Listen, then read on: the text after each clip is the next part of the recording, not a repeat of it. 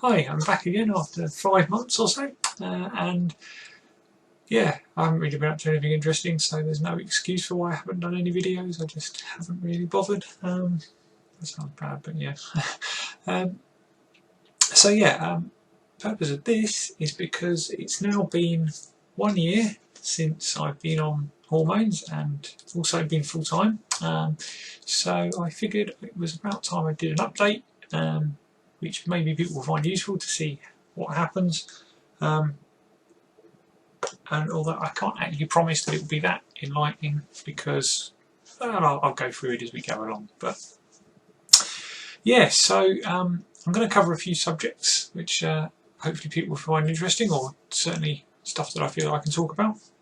So there's a few things. So physical effects of HRT, the sort of psychological effects of being full-time and being on HRT and all that kind of stuff, what's changed, stuff with sort of friends and family and all that kind of thing, and what's going to, I suppose, happen next. But I guess start with a bit of background so that it kind of gives it some context and makes sense. But so I started HRT on the 3rd of October 2014.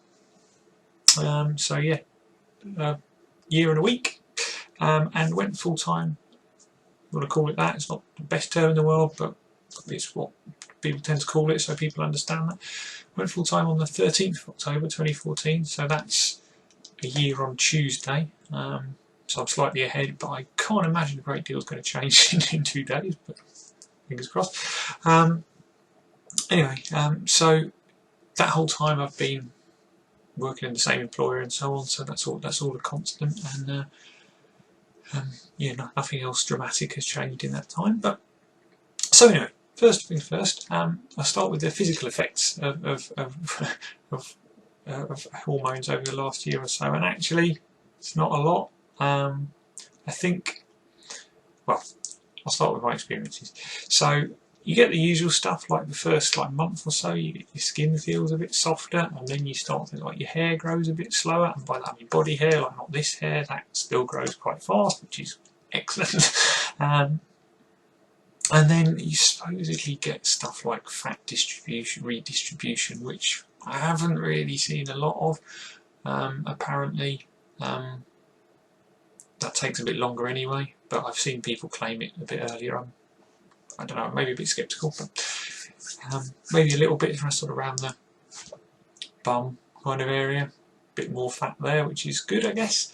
And obviously boobs, again, not a huge amount going on there. I mean, you can't see anyway, frankly there's nothing to see, but yeah, so there's been a bit going on in that area, but nothing to write home about, certainly not even like an A cup size yet. So and yeah, so I think the big things that have changed physically is probably just sort of body hair growth, slowing down in growth a bit, which is clearly useful, and skin feels a bit different. But I wouldn't say that it's been a dramatic change. But 1 year, a lot of people say that this stuff sort of seems to take a couple of years to really do anything. But yeah, then you've got the kind of the mental side to it, and I'll come back to some of this later, because I think it's hard to separate what's HRT or hormones related and what's socially caused. And I've got a few things I think are interesting on that. But so friends, family, work, stuff like that. Friends, family have all been fine all the way through. I guess I'm very, very lucky. I've had no problems there. People, so initially were getting things like name and gender wrong occasionally, but actually not very much. But now, very rarely do people get it wrong. People I know this is. People I don't know still get gender wrong a lot, but that's another story. But yeah, so I've got no real complaints there, and clearly that's not everybody's experience, but which is a shame. But yeah, I can't. Yeah, that's been really good.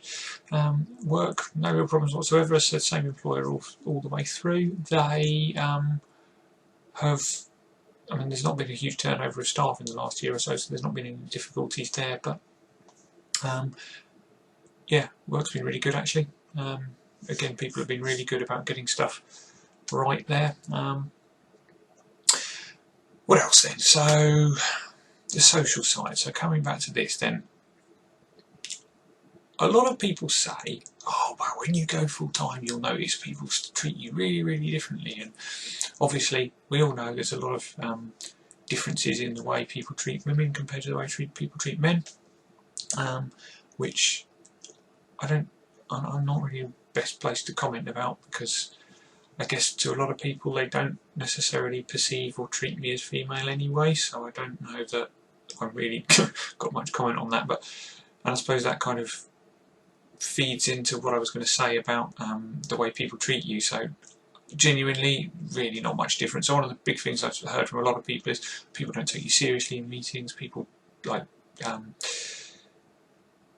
just don't take you seriously generally. I haven't had any of that, and I think part of that is probably a function of the people I work with or know, and part of that is a function of how people see you.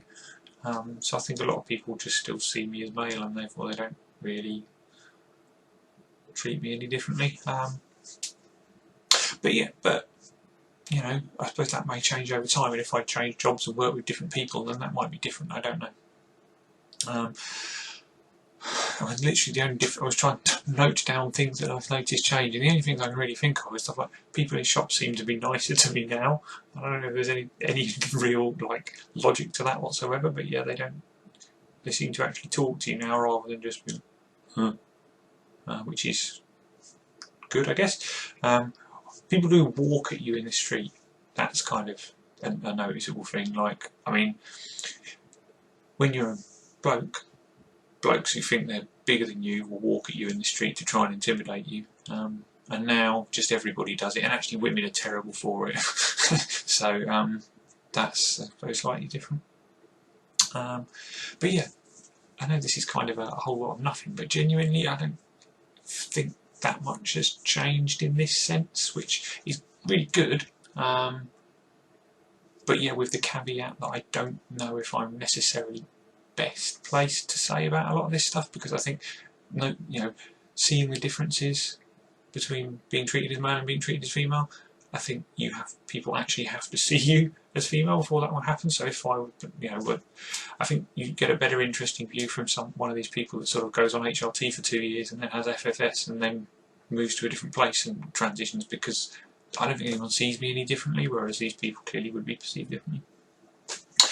Anyway, yeah, I've written down feelings to talk about feelings, and those of you who might know me from elsewhere will realise I don't have any, so I don't really know what to say there. But yeah, so people say, I've seen lots of stuff that says, oh, I've been on HRT for a month and I feel completely different. No, I really didn't. But you know, I haven't had this sudden dramatic onset of emotions that people say happens. I don't cry all the time or anything. I didn't really cry before, I don't really cry much now. However, I do feel quite a lot better in myself and kind of more confident and so on, and I think it's hard to separate what's that and what's the social transition side, and I think the social transition side is really quite powerful. But one of the biggest ways of putting it, I guess, is before, you know,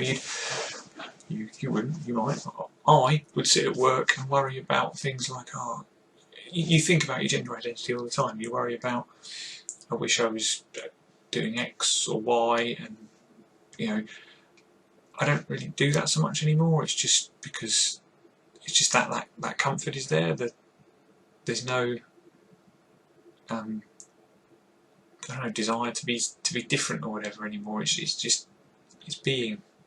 I guess that I should have written down a really clever sentence to explain that beforehand and then just read it out, but you kind of get what I mean. It's, you know, I don't have this massive percentage of my brain capacity anymore that's wasted thinking about crap to do with identity. So that doesn't mean that's gone, and that the whole dysphoria stuff is still there in abundance, but the social comfort side is big.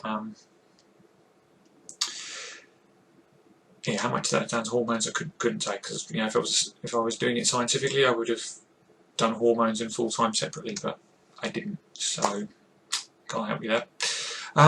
Anyway, so a couple of people suggested to me that some good things to do on this would be to say some stuff that I thought went well, some stuff that I think didn't go so well, and some stuff about the future. So what was good, and these are like, you know, little things that I think, you know, I think will really help me in the way I did the first year of transition. So like laser was amazing in terms of being good for confidence. So obviously, like, my hair is this colour, so I mean you can probably still see because it's like 6 o'clock in the evening and I haven't shaved for a while, but I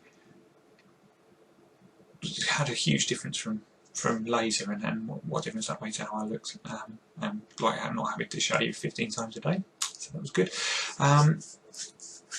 For me, like the best, I don't know, the best approach to transition for me just seemed to be to go for it and get the crap out of the way. So just my full-time date was set before I got hormones. I was just going to go for it and then get them later. It was only when I realised how long I'd have to be waiting that I went and got them privately and kind of got the ball moving on that.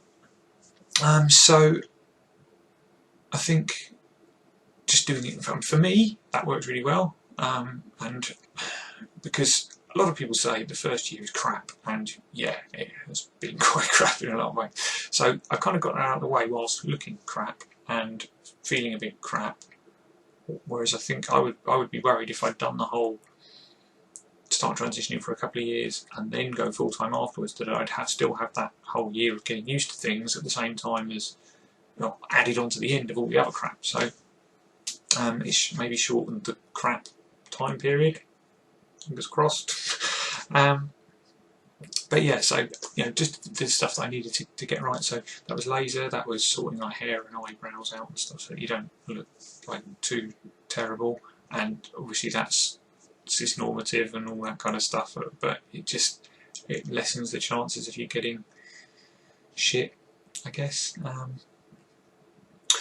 So yeah, I guess the takeaway from that is what was good was just going for it and doing it and getting the crap out of the way as much as possible. But what I would do differently is taking inspiration from what lots of other people are doing, is documenting things better. So one of the things I always do is I look back at pictures from like the day I went full time and I thought, I don't actually look any different apart from my hair's a bit longer. So I probably do a bit more than I think, but what would have been good to do is to document better the transition. So I did take pictures roughly every month, but I know people have sort of like measured everything, so I measured around here and everything to see what's changed, or like, you know, taking pictures in a really scientific manner so that you can see what's changed, because frankly I don't know in a lot of senses, and it might have given me a bit more confidence, I suppose, to know that something has actually changed. So to document stuff. But yeah, future, what's going to happen next? So I guess one of the things I'm looking forward to now is just doing a bit more stuff, and I should probably elaborate on what I mean by that. But so I started playing football again now, and I'm going to do a video about that, which might be more interesting than this because this is just me talking. But starting to play football again now, and that's quite interesting, and that's got me like active again, meet other people and so on. So that's cool. I haven't like travelled anywhere for like nearly 3 years now because I've been doing all this transition stuff, and it's kind of, I don't know, I'm looking forward to being able to do some of that stuff again.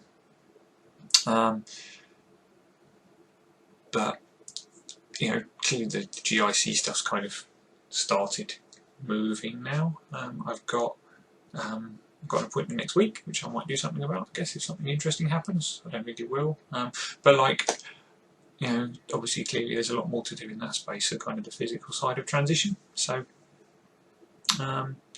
hopefully that will inspire me to do a bit more video stuff over the coming kind of few months. But clearly there's like scary stuff like surgery and stuff to talk about at some stage, right?